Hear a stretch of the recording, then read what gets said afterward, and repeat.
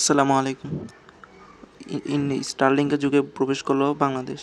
আমাদের দেশে Starlink internet সেবা নিতে চাইলে বাসাবাড়িতে ঠিক কতটা খরচ হতে পারে সে নিয়ে আজকে এই ভিডিওতে আলোচনা করা হবে। ভিডিওটি ভালো লাগলে অবশ্যই চ্যানেলটি সাবস্ক্রাইব এবং লাইক দিতে অবশ্যই ভুলবেন না। 20 মে 2025 এই তারিখটা ইতিহাসে থাকবে, কারণ আজকে এই দিন থেকে বাংলাদেশে আনুষ্ঠানিকভাবে চালু হয়েছে ইন্টারনেট ভিত্তিক সেবা স্টারলিংক। যন্ত্রপাতি ও সংযোগ খরচ। প্রথমে যেটি দরকার হবে সেটি হলো স্টারলিংক কিট। এতে থাকবে satellite dish, router, cables and stand. এটির দাম হতে প্রায় 47,000 টাকা। সে খরচ হতে পারে বাসাবাড়ির জন্য স্টারলিংক নির্ধারণ করেছে প্রায় 4,200 টাকা প্রতি মাসে।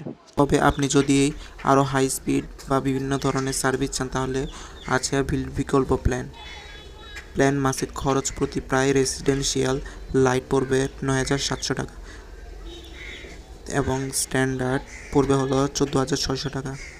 এগুলো এমবিপিএস প্রায় 300 এমবিপিএসের মতো হবে।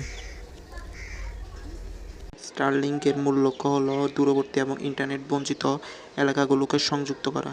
গ্রামাঞ্চলের ক্ষেত্রে এটি খুব ভালো কার্যকর হবে। আপনি যদি শহরে থাকেন তাহলে ব্রডব্যান্ড ইন্টারনেট থাকে তাহলে হয়তো এই খরচ আপনার জন্য বেশি হতে পারে।